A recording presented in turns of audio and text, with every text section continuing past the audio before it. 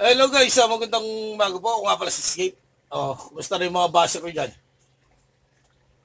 Oh, di ba? Yung mga basa ko walang magawa sa sarili. Tumingin lang lagi kayo sa salamin. At sabihin mo na, dapat ba akong maasar sa ibang tao? Wala naman siyang ginagawa. Di ba? O, di ba? Tapos igano mo yung salamin sa mukha mo, di ba? Oh. Pag nasaktan ka,